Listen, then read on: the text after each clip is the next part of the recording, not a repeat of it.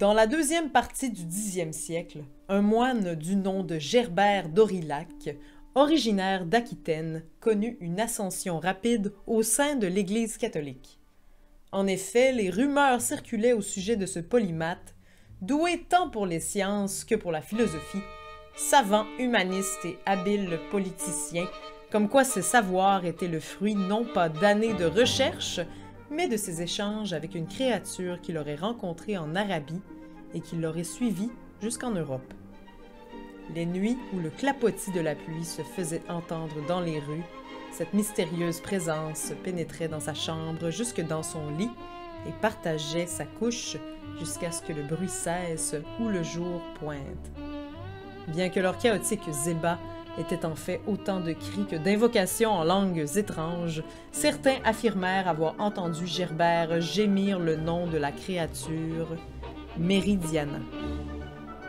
Bien qu'il fût homme d'église, Gerbert chercha conseil auprès de Méridiana toute sa vie, acquérant grâce à elle un prodigieux savoir qui frôlait parfois la divination, même si, en échange, il lui cédait un peu de sa propre vie à chaque fois. Même lorsqu'il fut sacré le 139e pape de l'Église catholique en 999, Méridiana lui permettait de connaître les plans démoniaques dirigés contre lui. On dit que même aujourd'hui, le cercueil du pape Sylvestre II remue et suinte des étreintes que le défunt entretient toujours avec la succube. Bonjour et bienvenue à notre pleine lune de février. Pleine lune pré-Saint-Valentin. Comment ça va, Sabrina? Ça va bien, ça va occuper parce que pour moi, la Saint-Valentin, du moins le début février, Saint-Valentin, c'est une période assez chargée. Oh. J'anime beaucoup de cabarets poétiques, burlesques, un paquet d'affaires. Fait que je suis dans le jus, mais ça va bien. Mais c'est le bon jus, c'est le jus de l'amour. Oui, Et ben, même c'est un peu bizarre, là, ah mais ouais, c'est un peu là qu'on s'en va à soir, je remarque. le jus Parce... bizarre, Oui, le jus bizarre. Parce qu'on parle, on va zioter un peu du côté du jus de l'amour. De quoi on parle ce soir, Sabrina? c'est la pire intro ever, tant qu'à moi, mais c'est pas grave. On va parler des succubes et des incubes. Jusqu'à l'infini, je te boirai la vie.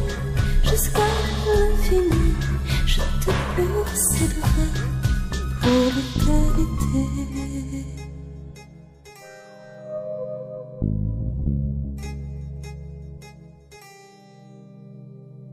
Succube et incube Oui. qui, dépendamment de qui vous parlez, sont peut-être la même créature. Ah ouais? Oui, parce qu'il y a une grosse, il y a un gros débat pour savoir si les succubes et les incubes sont en fait le même démon qui change de genre. OK. Euh, Dépendamment de qui il séduit. OK. Euh, et on va en parler un petit peu dans les origines, mais tout d'abord, je veux savoir pour toi, qu'est-ce que ça représente? Quelle place ça occupe? Qu'est-ce que c'est pour toi, succube et incube? Pour moi, les succubes, c'était les monstres quand j'étais plus jeune que je comprenais pas pourquoi ça existait dans Donjons Dragons. Parce que j'étais comme, c'est quoi le rapport des démons sexy? Puis j'étais vraiment à une période de ma vie où je refusais de me faire hyper sexualiser. Je refusais, j'aimais pas tant les monstres sexus. Je trouvais que ça avait pas lieu d'être, puis je trouvais ça niaiseux. Fait que c'est mon premier contact avec la succube. Puis OK, avec le c'est la temps, première fois que je t'entends dire ça à propos de quelque monstre que ce soit. oui, ben c'était souvent, mais c'est parce que tu sais, la succube, c'était dans Donjons Dragons, là, c'était vraiment, elle séduit les hommes pour voler leur pouvoir en couchant avec, puis ça avait juste pas rapport. Je trouvais que c'était grotesque. Donc, c'est ça. Puis par la suite, en vieillissant et tout ça, puis en lisant sur toutes sortes de monstres, j'ai commencé à lire un petit peu plus sur Lilith, puis là, j'ai vu plus un côté, le côté libérateur qui peut être associé parfois à la succube, même si le mot succube reste hyper péjoratif dans mon esprit, là. Oh, Euh, ouais, ouais. tabarouette. Ben, C'est c'est pas... comme si c'était un monstre qui corrompt les hommes, là, puis je trouve ça, ben, c'est ça. Oh my God, Tu sais, OK. genre, je suis en paix avec les succubes aujourd'hui, puis je pense que ça peut même être une figure monstrueuse féministe, mais ça a été long avant que je trouve une façon de me l'approprier, si on veut. Wow, OK. Sabrina, ça c'est vraiment super intéressant parce que moi j'arrive de l'autre bord du spectre complètement. Ah ouais, hein? C'est vrai? Moi, les succubes ont occupé une place que j'ai bien de la misère à confesser en ondes. OK. Genre, une grosse place dans mon état de jeune homme. Bon.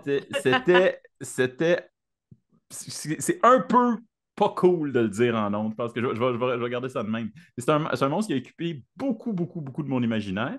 Et pour moi, il n'y a rien de péjoratif là-dedans, même que j'ai été surpris de le voir utilisé comme insulte. Euh, Succube, j'ai dit comme, voyons, OK, c'est un insulte, ça a l'air. Et donc, j'étais comme, ah, OK, OK, oui, donc je comprends. Il y a quelque chose d'éminemment sexiste là-dedans.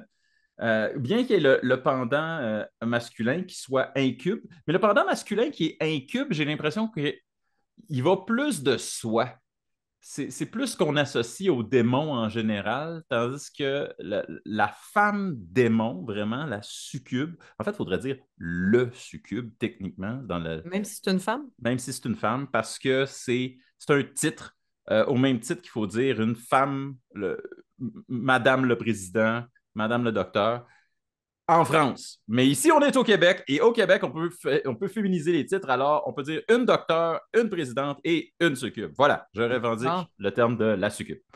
Euh, Excusez, il fallait que je fasse une petite. Mon travail de professeur de français m'oblige à passer par cette plage-là. Et c'est peut-être avec ça que justement, on va pouvoir basculer dans, dans les origines. Mais c'est intéressant parce que tu vois à quel point on n'a pas le même œil pour les. Puis là, on va y aller de façon très genrée. Du côté d'un œil féminin, on se fait socialiser beaucoup, beaucoup les femmes euh, à taire un peu notre côté sexy, à ne pas aguicher, à ne pas attiser. Fait que je pense que pour moi, la succube, c'était un peu comme contre-intuitif de la trouver cool parce que j'étais comme, ah, il faut pas être trop sexy, il faut pas être trop ci, trop ça. Tu sais. Moi, j'ai 35 ans, bientôt 36. Fait que, tu sais, ma génération, c'était très, très tabou. Fait Mais que je pense je que c'est savais un... pas. Je savais pas si c'était. Ben, de mon point de vue, c'est peut-être tabou pour vous autres, pour les femmes, Mais mais tandis que pour les hommes, j'imagine que c'est plus un fantasme, tu sais. oui, non, c'est ça. C'était ça le C'est ça. problème. C'est Ben, ça le c'est ça. problème non, on va arrêter de dire de la succube. C'est ça le problème de la succube, c'est vraiment une objectification Oui, incarnée. oui, puis tu sais, moi, je me suis fait dire toute ma vie par ma mère, tu sais, couche pas le premier soir parce qu'il te rappellera jamais. Puis tu sais, c'est comme si le côté, la sexualité de la succube, je trouvais ça comme intimidant, je pense. C'était confrontant. Moi, je pense que confrontant, c'est le meilleur mot. Puis Ouais, non, hey, c'est beaucoup de discussions en puis c'est super amorce intéressant d'émission. parce que ça C'est permet de déconstruire un peu l'image qu'on a d'une femme sexy. Parce que carrément, la succube, on s'entend, c'est une objectification, mais aussi une démonisation de absolument. la femme sexy. Absolument. Et d'ailleurs, je pense Voilà. qu'on peut commencer de ce point de vue-là de parler de. Bon, là, j'ai dit la succube, le succube. Mais qu'est-ce que ça veut dire, succube? Pourquoi, Oui, d'où ça vient, ces mots-là, succube et incube? Pourquoi cube? Il n'y a rien de Ouais, cubique pourquoi là-dedans. cube? Il n'y a rien de cubique là-dedans. Tu as raison. En termes étymologiques, le terme succube viendrait du latin succubare, succubare, Mhm. qui veut dire en fait coucher sous ou être couché avec. Puis Hmm. les incubes, donc le mot incube, ce serait coucher sur. Hmm. Donc c'est extrêmement genré aussi au niveau étymologique. Fait que on parle de croyances médiévales chrétiennes, là. Donc la succube en soi, c'est un démon féminin ou masculin dans certains cas qui aurait tendance à attirer des hommes ou des femmes dans leur sommeil pour les séduire puis avoir des relations sexuelles avec eux. Carrément. On Oui. parle de drainer l'énergie vitale des victimes ou carrément leur âme. Puis, c'est ça. Fait qu'en gros, les succubes, c'est des entités qui séduisent les hommes pour les affaiblir Oui. leur corps, leur esprit, Leur voler voler leur leur vitalité. vitalité. Exact. Et il y a aussi des versions où on parle de reproduction avec les humains. Donc, que les incubes coucheraient avec des femmes pour les mettre enceintes, pour créer d'autres démons, les succubes qui coucheraient avec des hommes aussi pour créer d'autres, des espèces d'enfants démoniaques. Oui. Alors, c'est pas Jojo tout ça.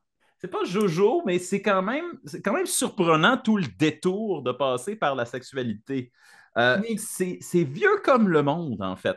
Avant Succube et Incube, en Mésopotamie, on parlait de Ardat Lili et Idlou Lili, qui sont respectivement des demoiselles de la nuit et des gentilshommes de la nuit.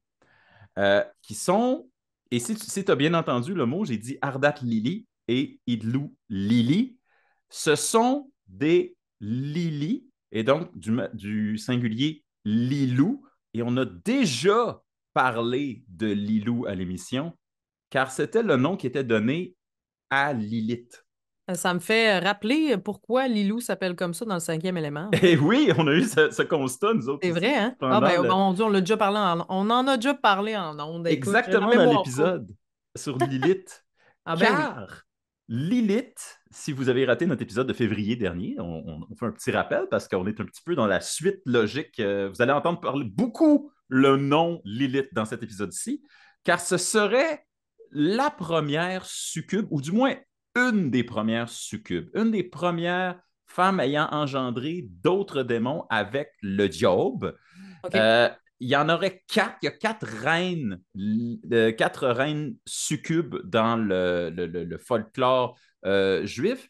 Il y a Lilith, il y a Agrat Batmala, il y a Nama et il y a Eset Zenunim. J'essaye de le prononcer, mais bien sûr que n'importe qui parle hébreu, qui écoute, va dire, il va Ben, comme cracher son d'habitude, café. on s'excuse si on prononce pas bien les mots qui sont pas francophones. On fait notre possible. Exactement. Même nos amis d'outre-mer français doivent parfois se poser des questions avec notre accent, ce qui est tout à fait légitime. Si, Absolument. si vous voulez nous faire des commentaires là-dessus, on est preneur. Et donc, il y a quatre reines succubes qui, à elles seules, auraient engendré la majorité des démons qui ne sont pas directement des anges déchus. Du moins, c'est selon certaines versions, parce qu'on va revenir à toute la question des succubes, des incubes et de la reproduction. Pas tout le monde qui est d'accord sur cette histoire-là. Mais de façon générale, les succubes et les incubes, même mode d'opération, vous trouvent pendant que vous dormez et vous sucent votre vitalité en quoi d'autre? S'asseyant sur vous ou en vous faisant l'amour littéralement pendant la nuit. C'est ça qui draine votre vitalité. C'est comme une version wet dream du monstre de la paralysie du sommeil. Exact! Et vraiment, pendant la recherche, tantôt je trouvais, ah ouais, mais ça, on en a déjà parlé dans l'épisode sur l'élite. Oups, ça, on en a déjà parlé dans l'épisode sur le cauchemar. Je trouvais qu'on était vraiment à mi-chemin entre les deux. C'est Euh, intéressant. il y a quelques autres petits termes qu'on associe aux succubes et aux incubes. C'est que c'est pas tout le temps des personnes qui ont l'apparence séduisante. Quelquefois, c'est vraiment des bebites. Quelquefois, c'est vraiment des créatures monstrueuses qui ont seulement un visage ou une surface séduisante, mais dès que vous vous approchez, vous détectez des serres d'aigle ou une queue de serpent, quelque chose qui dit ça, c'est pas un être humain. Dès que vous êtes à distance de toucher, finalement. Oui, ben d'ailleurs, dans les choses que moi j'ai remarquées, dans les espèces de succubes célèbres ou personnages mythologiques célèbres, on parle beaucoup de Lamia et de Hmm. Ampousa, qui sont des figures mythologiques grecques qui sont aussi associées à la séduction des hommes et à l'attaque de ceux-ci pendant qu'ils dorment. Donc, ça serait des créatures démoniaques qui ressembleraient à une succube, qui se nourriraient de la chair et du sang des hommes, Mhm. dans le cas d'Ampousa. Puis la mienne, il y a plusieurs versions, puis il y en a aussi où elle aurait des parties de reptiles. Donc, Hmm. c'est assez... ça concorde. Ben oui, c'est ça. Beaucoup de femmes serpents ou de femmes oiseaux représentées par les succubes. Les incubes sont beaucoup plus proches comme je le disais au début, de la forme démoniaque, un peu satire Ouais, qu'on c'est tout le temps associe. des démons là, masculins, c'est tout le temps des démons séduisants, là, souvent. Souvent, souvent, oui. Puis, et quelquefois, dans une version que j'ai trouvée, les succubes et les incubes prennent l'apparence non pas d'une personne séduisante, mais de quelqu'un qui est mort, d'un époux, d'une épouse morte, et donc euh, prend la forme de quelqu'un qui est déjà bienvenu dans ton lit, mais cette personne-là est disparue. Donc, il y a quelque chose d'usurper l'identité humaine. Dans certaines régions du folklore, dans certaines variations, même, ils prennent le corps, ils réaniment le corps du défunt ou de la défunte. Ah Euh, ouais. oui, c'est vraiment quelque chose qui est associé à ces créatures-là. Et ce qui est spécial, en plus d'être comme les monstres du cauchemar, c'est qu'ils sont vraiment, vraiment associés à la sexualité, à la reproduction même. Tu l'as dit tantôt, les succubes et les incubes ont comme pour but de créer ou d'engendrer des enfants comme démons ou des enfants mi-démons, mi-humains, qu'on appelle dans le jargon des cambions. Euh, ou si ce n'est pas des démons ou des humains, c'est comme des sorciers, des personnes qui ont des capacités surnaturelles. Ouais. Euh, il y a quelques personnages célèbres dont un des deux parents, aurait été soit succube, soit incube. Euh, c'est toi qui m'as parlé de que Merlin, l'enchanteur du mythe arthurien, serait fils d'incube. Oui, apparemment, parce il y a une des associations qui sont faites sur les succubes et les incubes qui voleraient l'énergie vitale et tout ça, abuseraient des humains, Mhm, mais donneraient aussi des enfants avec des facultés plus développées, soit au niveau de l'intelligence ou du charisme. Puis mhm. effectivement, Merlin apparemment serait fils d'incube. C'est quand même drôle comme... Ben, ça a de ouais. l'allure parce que dans le mythe arthurien, Merlin, il est comme. Comme pour expliquer les pouvoirs de celui-ci, là. Mais il est comme dur à gérer parce que sa magie est pas. Tu sais, la légende du roi Arthur, c'est très, très pro-chrétien. Tu sais. Mais Oui, oui, oui. Merlin, il est là tout le temps. Puis sa magie est clairement pas d'ordre divine. Sa magie est clairement païenne. Ouais. C'est dur de dire, mais comment ça qu'on te garde, puis en même temps, on est pro-chrétien, puis en même temps, t'es là, puis t'es comme le meilleur ami du roi. C'est comme, what gives? Fait qu'il y a comme, il y a comme quelque chose qui se passe avec Merlin de ça qui serait, ah, mais c'est juste parce qu'il est né de même, il est fait de même. C'est comme une excuse pour dire que tu as un don, tu sais. C'est ça, il y a des D'abord, c'est pas dons. de ta faute, c'est dans tes gènes. T'es pas païen pour de vrai, je sais pas, là, si c'était dans le but de dédouaner Merlin, là, mais Probablement un peut-être. peu. Mais il n'est pas tout seul. Il y en a d'autres. Le très, très, très ancien héros Gilgamesh Hmm. était fils d'une Lilitou, donc, sa mère serait une succube. Et il serait donc, c'est de là qu'il tirerait sa force surhumaine de pouvoir littéralement démoniaque ou surnaturel. Euh, et bien souvent, malheureusement, là, je vais être obligé d'en parler parce que, ben, on en a parlé un peu avant l'émission. Euh, Succube et incube, mais surtout succube, c'est associé à la sexualité féminine et donc, c'est tombé sous le regard du bon vieux Heinrich Kramer, le gars qui a écrit le Ah ben Malleus oui. Maleficarum, le marteau des sorcières, où il en fait ample mention. Bon. Mais il y a eu Tantôt, un oui. rôle vraiment avec l'Église catholique. Je crois que les succubes et les incubes ont joué le rôle aussi de parler de péché puis de la tentation Ben, pour c'est ça. faire peur aux gens qui sont croyants, là. Ben, c'est ça. Ouais. C'est ça. Et le Malleus Maleficarum, c'est vraiment le livre, le marteau des sorcières, c'est vraiment le livre qu'on associe à ce genre d'histoire-là, où les coutumes qui sont jugées, des, des fois, c'est même pas juste païennes, des fois, c'est juste pas très chrétiennes, sont jugées comme démoniaques. Et on jugeait que les sorcières, une des phases de devenir sorcière, c'était de s'accoupler avec un incube. Ou, dans le cas des succubes, on recommandait, tiens, mini-section comment combattre, on recommandait un exorcisme ou une excommunication. On pouvait excommunier la succube ou l'incube juste pour le chasser de chez soi. Ça, c'est dans le Marteau des sorcières, c'est dans le livre. Mais moi, je ne veux pas parler de ce livre-là sans parler du monde qui ont critiqué ce livre-là, parce que c'est pas un très bon livre, c'est un livre même hautement misogyne. En fait, c'est quasiment la misogynie, le livre. Ça devrait être ça le vrai titre. Le Marteau des sorcières, c'est vraiment ça. Oui, mais Et la chasse aux sorcières aussi, c'est c'est ça. ça!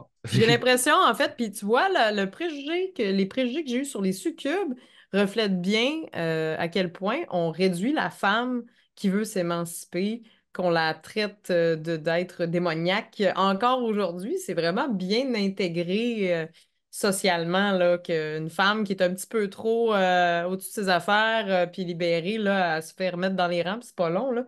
Ben, c'est Voilà. ça!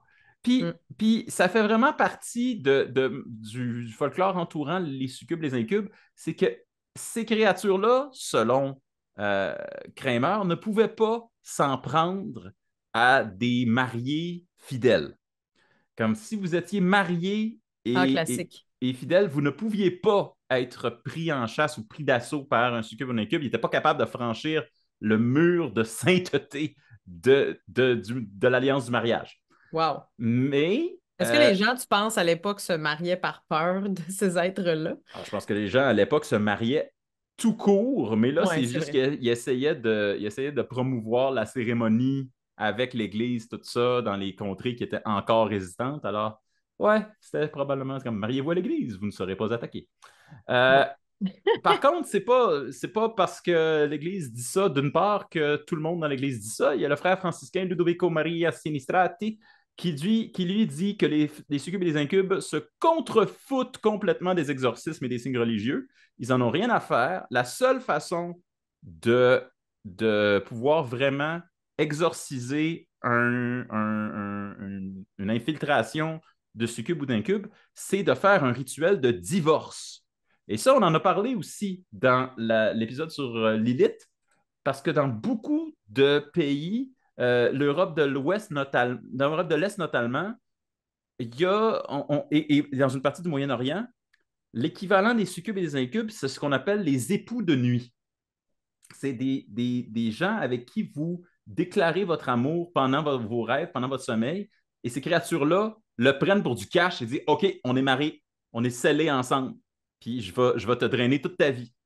Ce qui, soit dit en passant, ressemble beaucoup à ce qui se passe au début du tout dernier film de Nosferatu qui a été lancé cet hiver. C'est vrai, qui était excellent, soit dit en passant. J'ai adoré. Fantastique. Mais Mhm. si Allez vous voir cherchez, ça. si vous cherchez une représentation moderne d'un incube, Nosferatu, oui, c'est un vampire, mais Oui, il hmm, est très laid aussi, on va se le dire, ah ouais, là. C'est sûr que c'est un.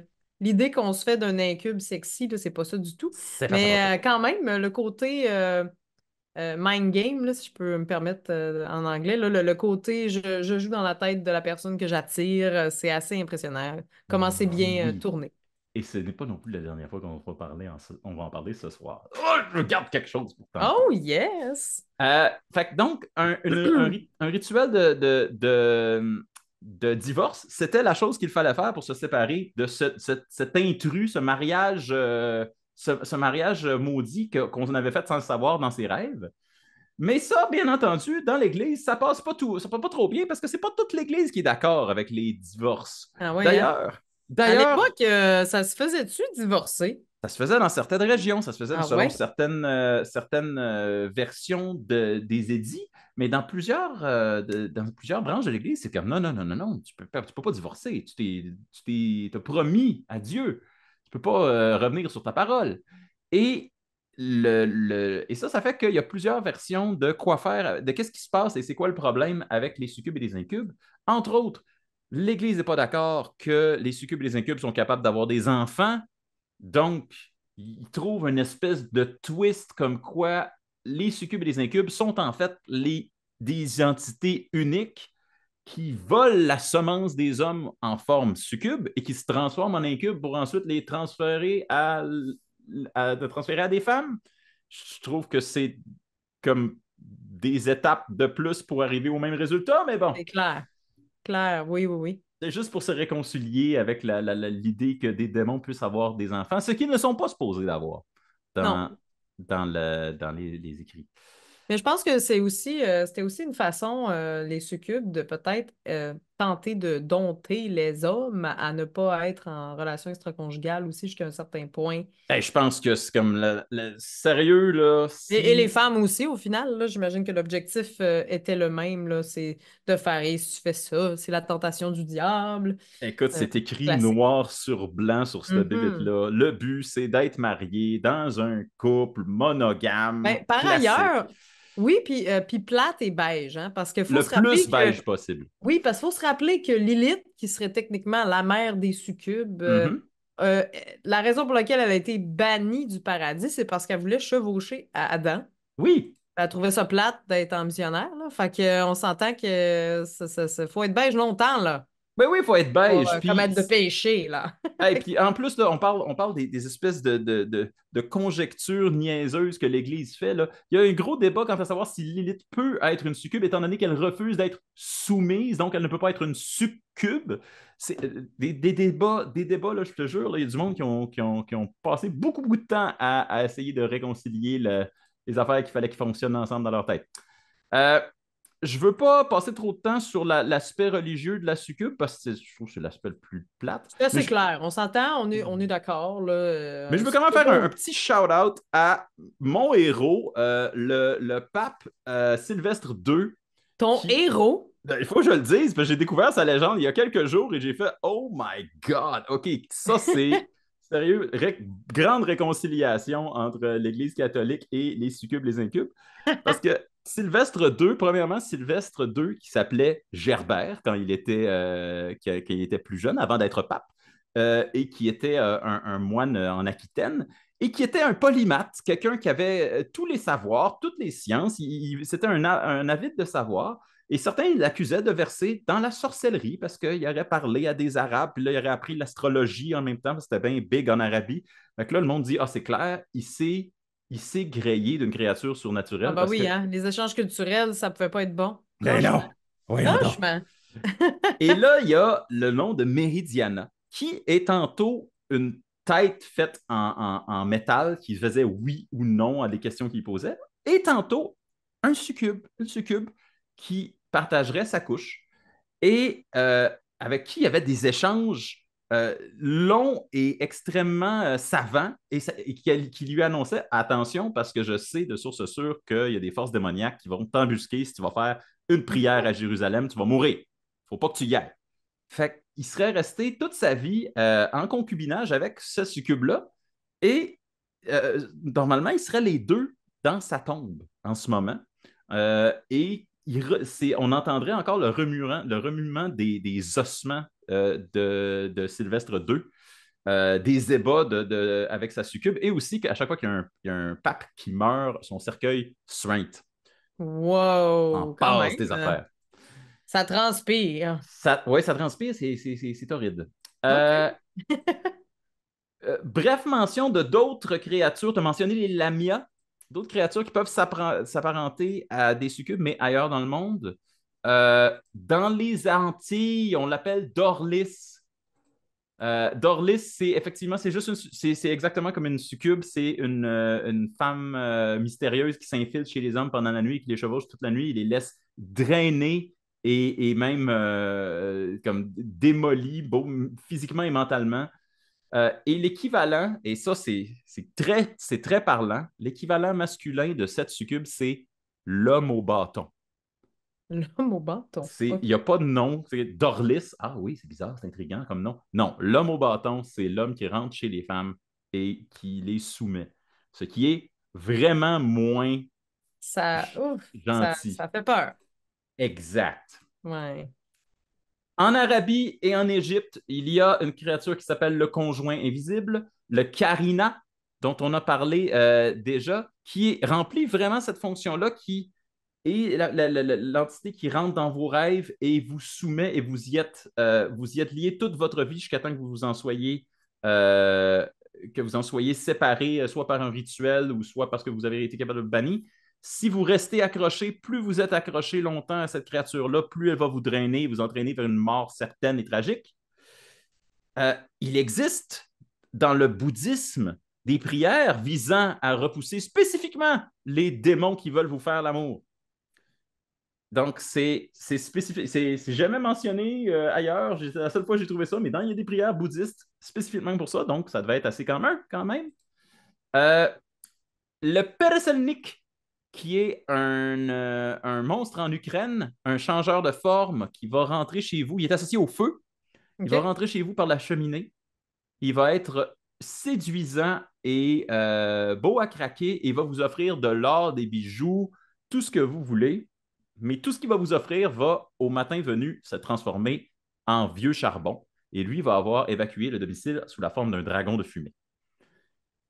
Créature un peu similaire au Brésil, dans la forme du boto. On en a déjà parlé, je pense.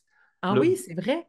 le boto, le dauphin d'eau douce. Oui, oui, oui, qui est un dauphin, pour ceux qui n'ont pas écouté l'épisode. C'est un dauphin à nez en bouteille très, très long, nez plat très long, rose, là, rose bonbon. C'est vraiment Oui, une créature fascinante. c'est à la fois une créature qui a l'air tout gentil et horrifiant, et on raconte qu'il peut se transformer en être humain avec un évent sur la tête et avec un chapeau qui cache son évent, qui est la seule marque qu'il n'est pas un être humain. Et quand il y a un enfant illégitime qui se pointe dans une communauté, on va dire ah, c'est le fils du Boto. Euh, En Inde, une entité qui s'appelle Pori, qui est un esprit qui vient séduire les hommes pendant la nuit. La santé de l'homme va se détériorer, même affaire. La chose qui est intéressante à propos de Pori, c'est que c'est probablement la même origine sémantique que fairy, Ah, donc qui ah ferait le ouais. lien avec les fées. Ah, OK.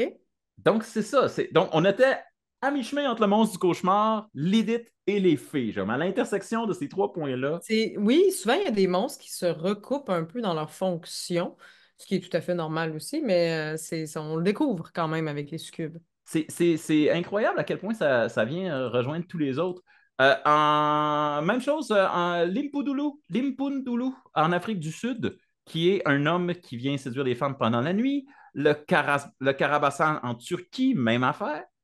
Et ben c'est ça, il y en a plein à travers le monde. C'est pas juste une affaire d'Église catholique, c'est vraiment tous les pays du monde ont une variation de cette créature-là.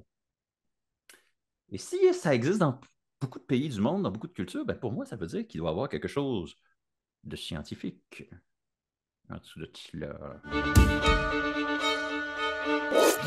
Euh, je sais pas pour toi, moi, dans mes notes, euh, j'ai la base. Tu sais, pourquoi on retrouve ces phénomènes-là dans toutes les cultures ou dans plusieurs cultures? Ben, je pense d'abord que parce que la paralysie du sommeil et l'hypnagogie, comme les hallucinations autour du sommeil, euh, sont quand même présentes chez l'être humain au complet. Et que quelquefois, si votre tête va vers des pensées un peu plus frivoles ou si vous vous ennuyez vraiment de votre époux, votre épouse, ben, il est possible que vous voyez en hypnagogie, pendant la paralysie du sommeil, que vous voyez quelqu'un qui s'apparente vraiment à quelqu'un que vous connaissez ou à quelqu'un qui vous fait envie. Et c'est très possible que ça arrive, ça. Et c'est pour ça que l'incube, qui est souvent décrit comme un démon qui s'assoit sur vous et qui vous bloque votre respiration, on en avait parlé dans l'épisode sur le cauchemar, associé à la paralysie du sommeil, associé aussi à l'apnée du sommeil, la difficulté à respirer. C'est des choses qu'on voit dans presque toutes les cultures, ça. Euh, Puis bon, tu en as fait mention dans les origines, mais il y a beaucoup, beaucoup de ces légendes-là qui ont une explication plus plate puis plus trash, euh, que je pourrais quasiment lancer tout de suite, qui paraît-il, il y aurait 9 fois plus d'incubes que de succubes. Oh, Et moi, je regarde cette statistique-là, puis ça ressemble tragiquement à une statistique de viol, ça. ouais. Et Oui. On tout n'en à parle fait. pas, on n'en parle pas souvent à l'émission, mais le surnaturel est souvent invoqué comme excuse pour C'est déresponsabiliser vraiment un crime. un alibi que tu dis, ah, ça n'a pas de bon sens, mais... Puis moi, j'ai regardé un petit peu du côté du 19e siècle, puis Oui. c'est pas mal le siècle où on a commencé à utiliser le terme nymphomanie pour définir des Oui. femmes qui ont une sexualité considérée comme excessive. Et d'ailleurs, c'est un terme qui n'est plus utilisé aujourd'hui ou qui ne devrait plus être utilisé parce qu'on parle vraiment de démoniser la sexualité des femmes. Parce que c'était majoritairement des femmes qui étaient épanouies ou qui parlaient de la sexualité, qui se faisaient mettre cette étiquette de nymphomane-là. Mhm. Et bien sûr, le terme succube a été utilisé à bon escient là, pour justement démoniser les femmes qui étaient plus libérées en termes de sexualité. Donc, ça, on parle toujours de démoniser la sexualité féminine, hein. Oui, Les parce qu'il hommes. n'y a jamais d'homme nymphomane. C'est toujours Ouais, une femme. oui, exact. Puis on parle tu sais, de sexualité anormale, déviante ou perverse. Alors, c'est vraiment c'était vraiment un contexte social là, qui Mhm. créait ça, mais aujourd'hui, c'est plus un terme qui devrait être considéré comme N- actuel, là, on s'entend. Non, c'est plus accepté comme, Et ce n'est comme plus mention. genré, donc c'est plus supposé être juste, c'est pas un problème. Tu peux avoir un problème de consommation excessive de pornographie ou tu peux avoir Ah, tu peux des, avoir de la dépendance au sexe, une mais dépendance exactement, mais ce n'est plus en lien avec le genre, donc ni homme ni femme, voilà. et c'est pas démonisant surtout. C'est pas comme jugé comme une tare. C'est pas jugé comme ça fait pas de toi une mauvaise personne. Non, exact. Mais c'est Et- à dire que depuis que le monde est monde, que les femmes qui sont épanouies dans leur sexualité sont pointées du doigt comme étant des femmes de mauvaise vie aux mœurs légères qui entraînent les hommes dans la déchéance. Parce que comme si les hommes n'étaient pas capables d'aller dans la déchéance tout seuls. En tout Ah, cas, c'est de se sortir de la déchéance qui est dure. ouais, c'est ça. Ben, tu m'amènes sur le sujet dont j'ai vraiment le goût de parler. Parce que pour l'aspect science, euh, hormis les affaires qu'on a déjà parlé dans l'épisode sur le cauchemar, je me rappelle que l'année passée, quand on parlait de Lilith, on parlait de pourquoi il y a des monstres femmes.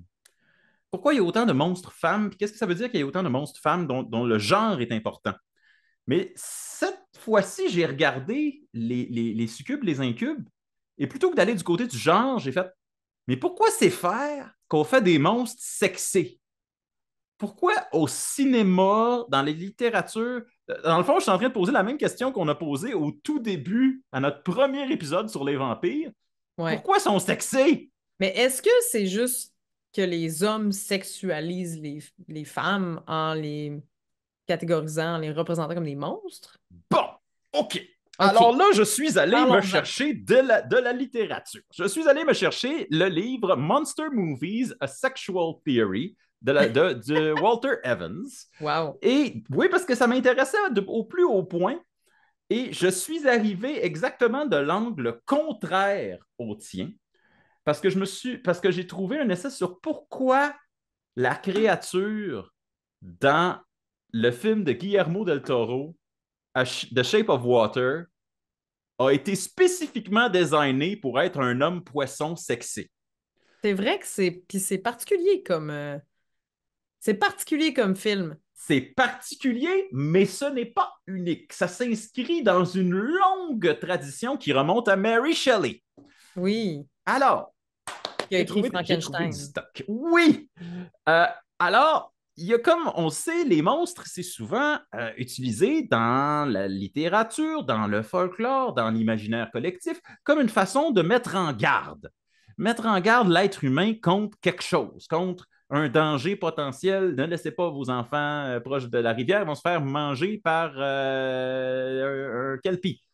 Ne laissez pas, ne vous aventurez pas dans les bois tout seul, etc. Ouais, les monstres de puits, on l'avait vu aussi, c'était pour pas que les enfants aient joué autour des puits. Exact. Donc, il y a toujours un monstre comme une mise en garde. Mais avec les monstres sexés, la question ne semble pas être si on n'est pas prudent, on va se faire dévorer. Ça semble plutôt être si on n'est pas prudent, on va vouloir se faire dévorer. Alors, la question du monstre sexy, c'est que à quelque part, on veut. à quelque part, on a envie du monstre sexy. Et pourquoi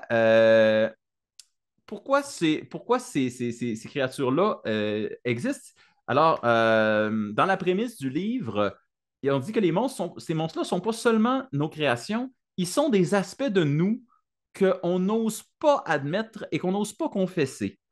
Et donc, on ne peut pas les présenter comme une bonne chose. On doit les présenter comme une mauvaise chose, mais en même temps, ils nous permettent d'explorer un côté de nous dont on a envie.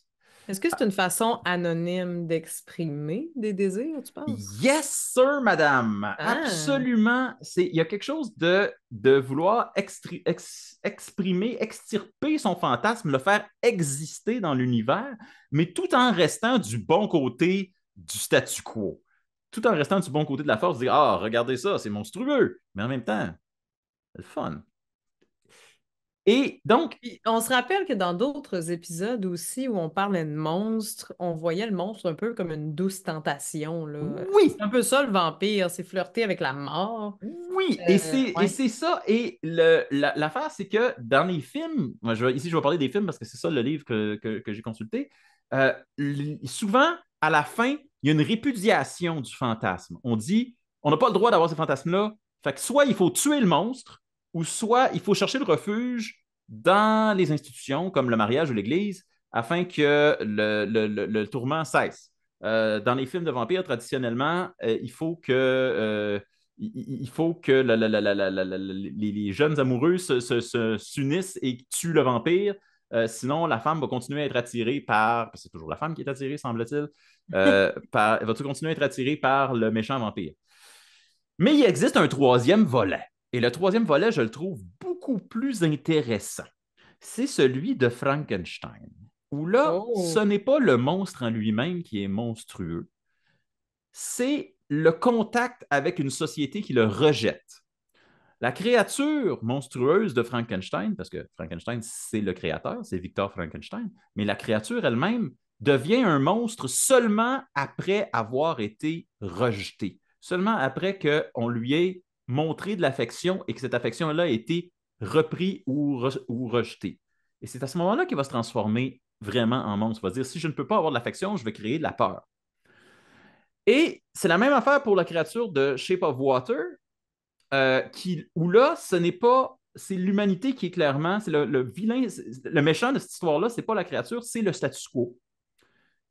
Et c'est là que je ramène aussi notre affaire de Nosferatu, dans la version la plus récente, où là, on se rend compte que pour bannir je ne veux pas voler de punch parce que c'est un très bon film puis il est encore à l'affiche. Euh, pour bannir le monstre, il faut se réconcilier avec une nature profonde qui ne fonctionne pas dans les cadres du statu quo.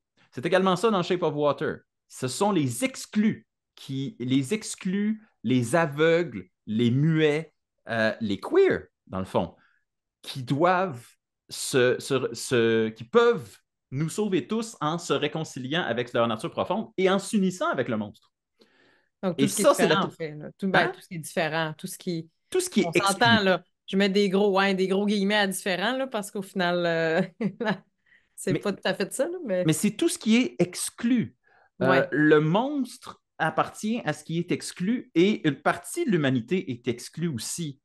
Et c'est là qu'on retrouve la troisième tangente et que je trouve, moi, beaucoup plus intéressant, cette tangente-là. C'est que le vrai monstre, c'est le statu quo. Le vrai monstre, c'est les bien-pensants.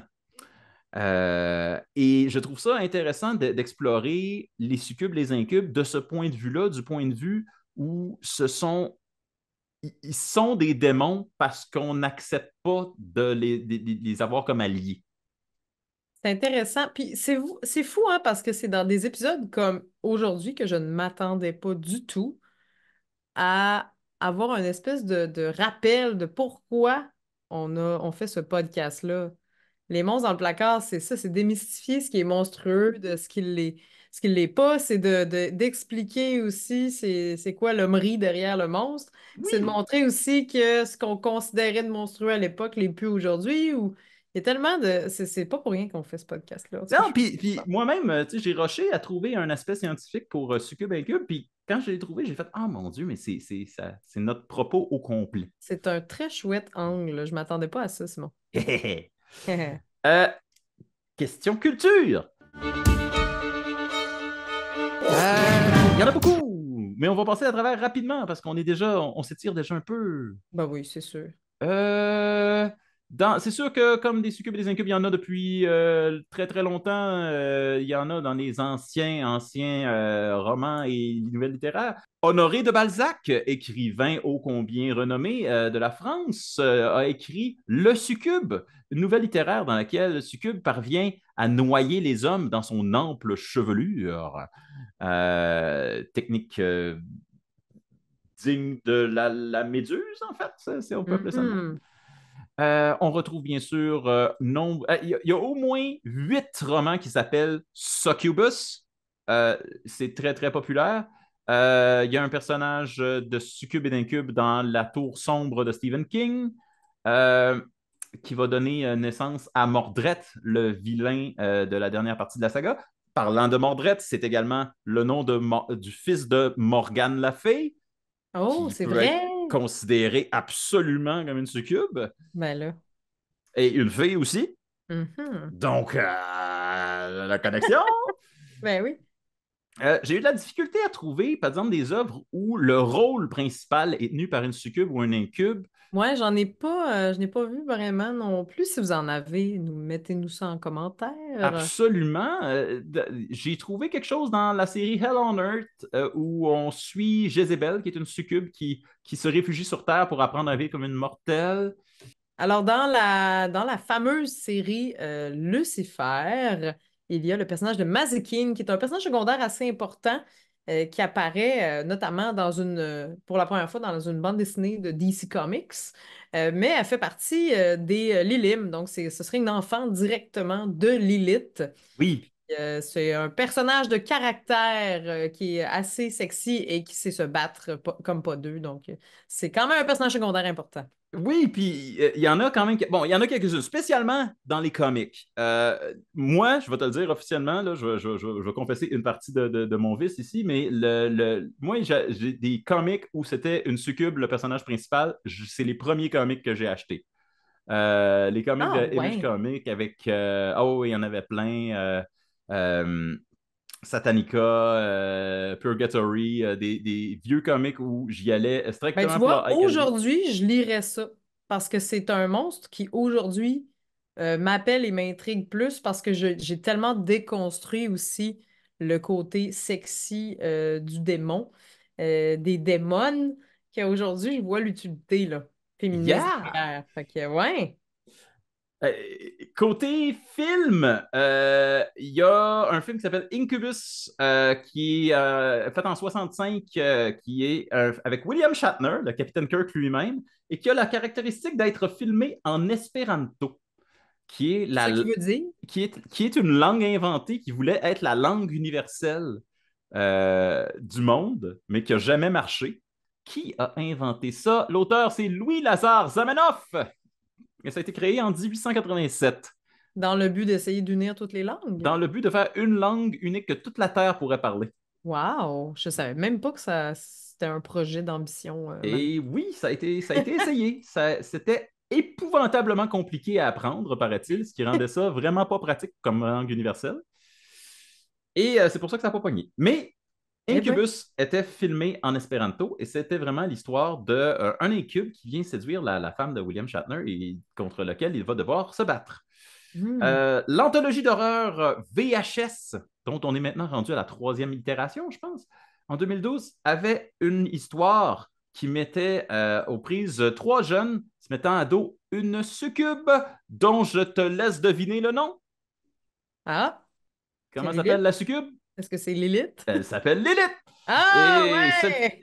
elle va revenir dans son propre film qui s'appelle Siren en 2016. C'est le même personnage qui revient une autre fois. Euh, le film Case 39, filmé aux États-Unis en 2009, une femme, qui est une approche un peu différente. Il y a une femme qui sauve un enfant d'un couple qui essaie de le tuer et qui va prendre en charge cet enfant-là. Et cet enfant-là va s'avérer être une succube qui s'appelle Lilith? Il s'appelle Lilith! Ah ben Une oui, c'est fois. la plus connue. Tout le monde les appelle Lilith. Ben écoute, il n'y a pas eu 50 histoires de succubes. Dans la série de The Witcher, la série Oui, il y de a des succubes! jeux, il y a des succubes. Dans Supernatural, évidemment, ils ont couvert pas mal Toujours des tous succubes! les monstres. Le film Jennifer's Body, sans doute une des incarnations les plus connues de Succube c'est ça, par l'entremise de Megan Fox. Oui. Euh, énormément de Succubes dans les jeux vidéo. Morrigan Ainsland de Darkstalker est sans doute la plus connue de toutes les Succubes. C'est également, je postule que le personnage de Maria dans Silent Hill 2 et a toutes les caractéristiques d'une succube. C'est Si vrai. vous voulez aller aux antipodes de ce qu'une succube représente normalement, il y a une succube qui s'appelle Fall from Grace, qui est dans le jeu Planescape Torment, qui est une prêtresse repentie et abstinente. Et la dernière chose dont je veux parler, c'est la chanson. Il y a un band qui s'appelle Incubus, bien sûr, et check bien ça, il y a une chanson qui s'appelle L'appel de la succube, écrite par Amélie Nothomb. Oui, cette Amélie Nothomb, l'autrice internationalement Voyons connue, donc. Wow. pour la chanteuse Robert en 2000. Donc, L'appel de la succube, que vous avez entendu en début d'émission. C'est le moment des recommandations. Ouh, les recommandations. Hey, moi, je voulais faire un petit. En fait, c'était dur de choisir les recommandations. Euh, Moi, j'ai vu sur le Instagram de Sarah Michelle Gellar que Oui. Buffy contre les vampires va peut-être, probablement, va faire un comeback. Oh my God! J'avais envie d'en parler en ondes parce que j'ai vraiment aimé cette série qui a un peu mal vieilli, mais quand même le fun, qui avait une succube d'ailleurs dedans. Fait que je voulais juste en parler en ondes parce que je trouve ça vraiment chouette. Alors, il y a en ce moment, là, ça parle pas nécessairement juste de succubes, on parle un petit peu plus de sorcières.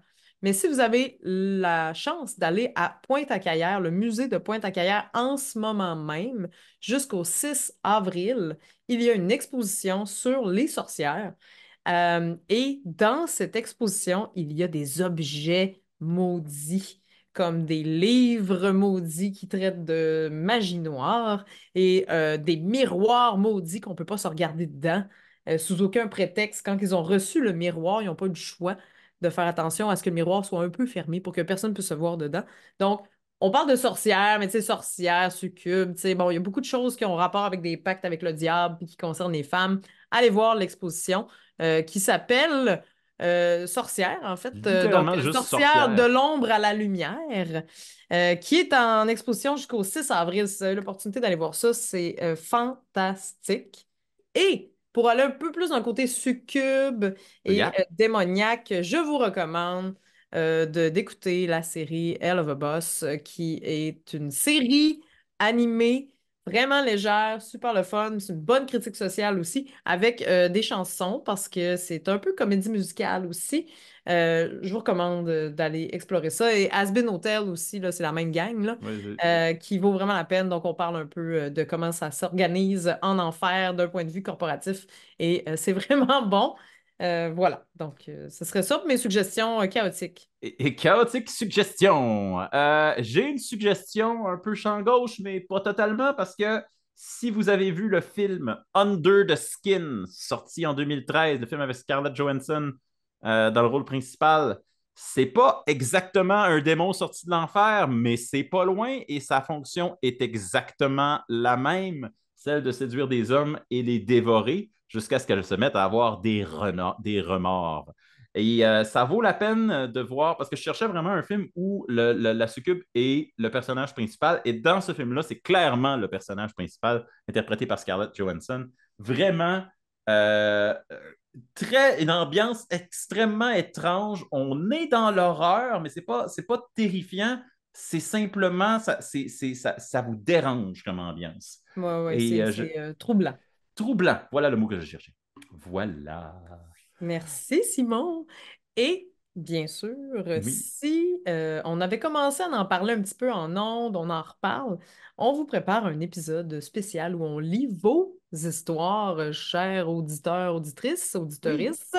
Là, alors, si vous avez une histoire dans votre poche, ça peut être une histoire de fantôme, ça peut être une histoire paranormale, quelque chose qui vous est arrivé, vous avez vu un ovni, ou vous pensez avoir vu quelque chose de funky, vous avez envie de nous le partager, puis vous pensez que ça peut faire une bonne histoire, vous pouvez nous écrire pour nous partager ça, puis on va lire vos histoires en ondes pour un épisode spécial. À quel courriel, Simon? Placard à monstres, donc il y a un seul placard et un seul monstre.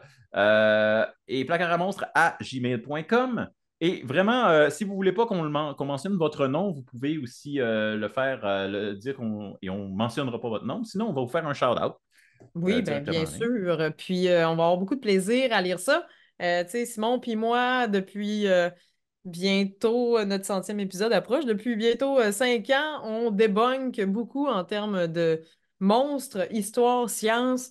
On a du fun, mais on avait envie de se replonger dans le côté un petit peu plus mystérieux du monstre. Puis on s'est dit, pourquoi pas, de lire vos histoires. On a beaucoup de gens qui nous suivent là, et qui nous... N'hésitez pas d'ailleurs dans les commentaires à vous manifester, à nous écrire. On a même eu des gens qui nous ont mis en top Spotify, en fait, Wouh! j'imagine que c'est pas eux qui ont choisi, là, c'est Spotify qui a choisi. Fait que ça prouve qu'ils nous écoutent beaucoup, ça nous fait vraiment chaud au cœur. Fait qu'hésitez pas à interagir avec nous juste pour le plaisir. Et si vous avez des histoires à nous partager, on va mettre ça en banque pour faire un épisode spécial qui deviendra peut-être le premier d'une série, qui sait. Ouh!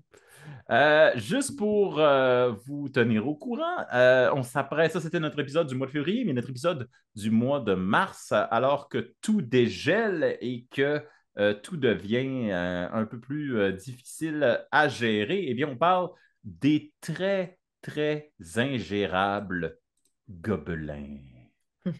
Les Et les gobelins. gobelins! J'ai très hâte d'en Oui, parler. C'est un sujet que j'aime beaucoup et on se dit à la prochaine pleine lune. à la prochaine pleine lune.